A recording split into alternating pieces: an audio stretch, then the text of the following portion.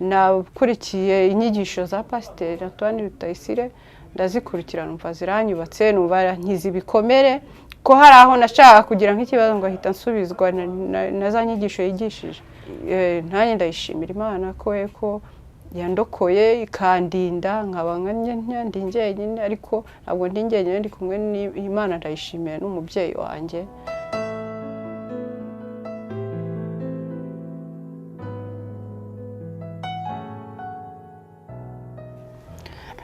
Nitwa Mukangwije Agnes, nkaba mvuka i Rusizi mu muryango w'abana 5, abantu 7, abana 5 na papa na mama. Nkaba rero Jenoside yarabaye ndi Rusizi, niho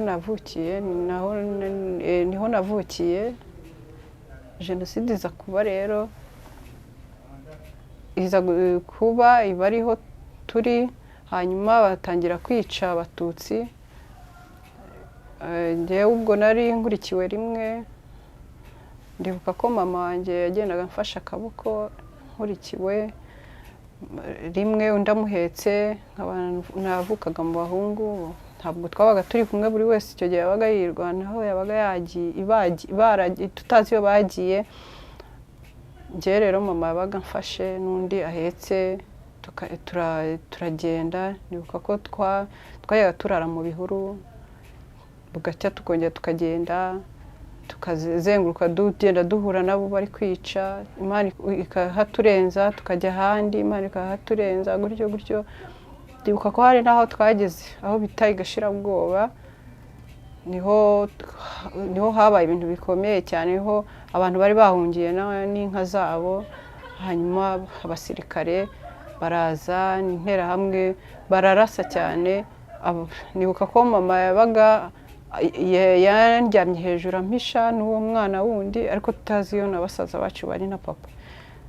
Ndibuka ko ahantu bararashe, abantu barapfa, ariko Imana iraturokora, n'ubundi twebwe turahava turi amahoro. Turongera dusubira aho twavukaga, nabwo twagendaga tureba ahantu hari kugenda haba hazima. Turagenda, mfashe ukuboko, tugenda duhura n'interahamwe zitema abantu aho ngaho. Musaza wanjye nibuka ko bari bamwambitse ikanzu, kuko icyo gihe bice abahungu cyane. Umwe ntiyapfa, turagenda turahava n'ubundi aho hantu, tugera aho twavukaga rero. Hanyuma nibuka ko nabonye bazana ibisasu bagiye kuturasa, kutubiduteramo, ariko abantu mbona basabye imbabazi, mbona nta kibazo, baraturitse. Ubwo bahadukura batubwira ngo bagiye kuducungira umutekano. Inzu ndayibuka yari y'amatafari nshyashya bari barimo bubaka, n'ahantu bari baracukuye bajyaga bakura ibitaka byo kubakisha. Hanyuma badushyira mu iyo nzu, ngo nibuka ko baranatugaburiye uwo munsi, burya bashaka ngo babashyire hamwe babice. Hanyuma badushyira mu nzu, abagabo kwabo, mbona nicaranye na mama, abagabo kwabo n'abamama n'abagore n'abana babo. Hanyuma interahamwe rero ziraza, nabonye n'abapolisi ku muryango. Interahamwe zirinjira n'imihoro n'amacumu n'ibindi bihiri byari birimo imisumari. Bavuga ngo nimusohoke, basohoka batema, banze gusohoka. Nabonye n'abana bakubise na mama wabo ngo basohoke, ariko bari kurira nyine. Ubwo ngubwo barinjiye, mbona mama wanjye bamukubise igihiri kirimo imisumari mu mutwe, mbona amaraso ndayabona. Amaraso yarahetse umusaza wanjye muto, yari yaranze kumupa ku mugongo kubera ubwoba. Noneho mbona amuhetse nyine twicaye ahantu. Ubwo ngubwo mbona bamukubise igihiri mu mutwe, mbona amaraso aramenetse. Ubwo nanjye ntabwo mbizi ukuntu byagenze, niba hari ikintu bankubise, ariko ngira inkovu. Hanyuma barangije rero, mbona bamukubise ikindi, mbona njye ntabwo nabibonye, gusa nikanze ndi muri icyo icyobo bahoze bajugunyamo imirambo y'abantu bishe. Bari bajugunyemo imirambo wayo, ugira ngo ni nk'ibindi bintu barundanyije. Njye banjugunyemo rero hagati, ubwo ubwenge bwaragarutse. Numva musaza wanjye mama yarahetse, numva arimo ararira. None ngiye kumva numva baravuze ngo ngucecekere mama, ngo ngwino tuguhorahoze. numva bamutereye mu muhoro hejuru, numva aracecetse, niba bahise bamwica hari. Hanyuma baburira hejuru y'imirambo ngo bumve ko abantu bagihumekwa, nyine bongere babasubiremo babice. Njye rero ubwenge bwaraje ndituriza ndicecekera, ariko musaza wanjye ndamwumva ko ari we bishe. Noneho sinzi ko naho hantu rero haje kuza abantu bajyaga baza kwitorera ibintu, bakambura n'abantu imyenda bari babaga bambaye myiza n'amasaha n'amashene. Umuntu rero twari duturanye, Imana izamuha umugisha, arangije araza rero, sinzi ukuntu numvishe anguyeho arambona ankuramo ngiye ndi muzima. Sinzi igikomere mfite, ntabwo nzi ukuntu cyavuwe, ntabyo nzi, ntabwo mbyibuka. Hanyuma niba ari wakimvuye, ariko ntekereza ko wenda yari Imana yagikijije, ko sinzi ntabyo nibuka. Hanyuma ankuramo afata akaboko rero aranjyana. Twageze imbere gato mpita mbona musaza wanjye nakurikiraga, niwe nibuka ko ari wajya kujya kuduhigira ibyo kurya akabizana. Hanyuma mbona umurambo we, ariko ntabwo nabonye ko bamutemye, nta maraso nabonye, gusa namuhamagaye, nibuka ko namuhamagaye. Hanyuma turakomeza turagenda, ndamubona ahantu aryamye, yarameze nk'umuntu ugiye kwiruka, ushaka ko baramurashe. Ubwo ngubwo aranjyana uwo mugabo, anjyana iwe. Hanyuma aragenda arampisha, kuko n'ubundi niwe naho bajya baza guhasaka, kubera ko bangaga ko bahisha abatutsi. Noneho nyine aranjyana iwe, nibuka ko bajyaga baza kubasaka, ngiye nkasohoka nkajya kwihisha nyuma y'igiti cyabaga mu rugo. Noneho nkabona binjiye mu nzu, babuze umuntu, bafite n'imihoro, bakagenda. Uwo mugabo nijoro yarageraga akanjyana ahandi hantu habaga umuntu nawe wari ufite ubumuga, wahoraga mu nzu aryamye, anjyanamo. Kandi aho hantu umunsi yanjyanyemo ntabwo baje kwica, kuko bari bahaza abantu bajyaga bahihisha bakabica, ariko uwo munsi yanjyanyemo ntabwo baje kwica. Nagize amahirwe, bukeye mu gitondo rero arongera anjyana iwe. Imana imuha umugisha, ndamushimiye kandi n'ubundi ndacyamushimira.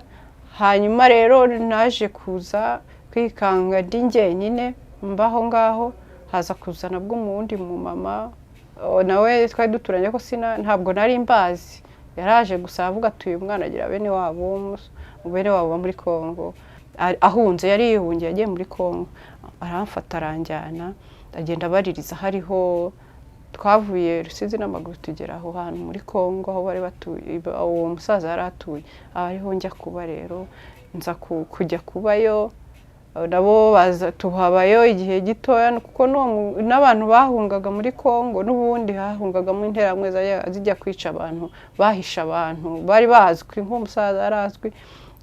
Rero nawe bajyaga bamutera ibisasu ku mazu ye. Tuza kuza mu Rwanda, intambara Jenoside isa n'irangiye, tuza kuza turagarukana. Rero nibwo natangiye kujya kwiga, ariko icyo gihe nari mfite ibikomere byinshi cyane, kuko ntabwo nigeze mbona umuntu umfasha unganiriza. Niga muri primaire, niga nabi cyane, ubuzima bubi cyane, ariko nyine ndakomeza. Nza kubona ndarangije muri primaire, njya muri secondaire. Farije itangira kundihira, ndashimira na Farije.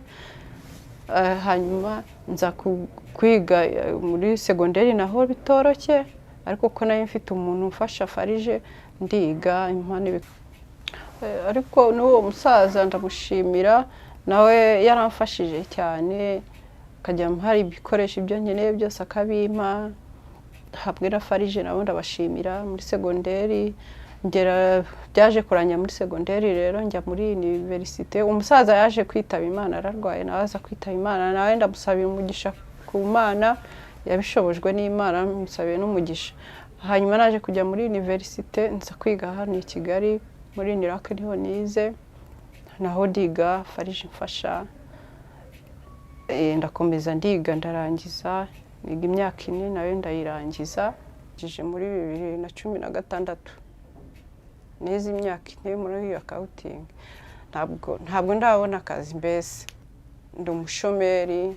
nyine nta hantu nagiraga navuga ngo niho hari permanent mba aho nahoraga mpindura adresse kubera nyine imibereho. Ariko ndashimira Imana, ikinteye kubivuga cyane no gushimira Imana ko yandokoye ikankura muri ya mirambo yose. Pasiteri niwe ugiye wigisha avuga ngo tujye dushimira Imana, twibuka aho yadukuye, twibuka aho uburyo yadufashije, uburyo yatwambitse, uburyo yatugaburiye, uburyo yaturinze muri bya bindi byose tutibuka byose. Nanjye ndayishimira Imana ko yandokoye ikandinda nkaba ndi njyenyine, ariko ntabwo ndi njyenyine, ndi kumwe n'Imana. Ndayishimiye n'umubyeyi wanjye. Ikintu numva nakwifuza, ubundi nabonye aho gusengera, ubundi ntaho nagiraga, nahoraga mpinduranya isengero. Ariko ndashimira Imana, nabonye nakurikiye inyigisho za Pasiteri Antoine Rutayisire, ndazikurikira numva zaranyubatse, numva nkize ibikomere, ko hari aho nashaka kugira nk'ikibazo ngo ahita nsubizwa na za nyigisho yigishije. Rero nabonye aho gusengera, naho ubundi ndi gusengera. Ndashimira Imana rero ko yanahabonye. Rero nkaba nifuza ko mu rusengero nk'urubyiruko twakora groupe ifasha abantu kuva mu bikomere. Ndumva iyo groupe yabaho nk'urubyiruko, tukagira groupe, hanyuma tukajya tuganira, umuntu akamenya uko undi amerewe, kuko tuba tugendana tutaziranye. Ntibazi nkanjye nagendanaga ibikomere byinshi, kuko ntabona huye n'abantu banganiriza. Iyo mpuye n'umuntu nganiriza akambaza, ngenda musubiza, nkumva iyo tumaze gutandukana numva meze nk'uwo bakarabije, numva nkeye ku mutima, numva meze neza, kuko hari ibintu bimvuyemo nabashije kuvuga. Njye rero ndabyifuza ko iyo groupe izabeho kandi Imana izabidufashemo, ibe groupe nziza atari ibindi bindi. Tugenda tuganiza naho twajya mu zindi nsengero, tukasanga naho baba bahari, tukabaganiriza, tukumva uko babayeho, ko bimeze. Si ngombwa kuvuga ngo ni amafaranga, yego nayo ahari nta kibazo, tugafashanya. Ariko ndumva iyo groupe ikeneye no gusenga, tugasenga, kuko Imana niyo itubeshejeho, niyo yaturemye, niyo ituzi. Ndabizi ko hari abantu benshi bameze nkanjye, nabo ndumva bafite ibyo byifuzo, wenda barabuze uburyo babivuga, ko ngiriwe amahirwe yo kubivuga.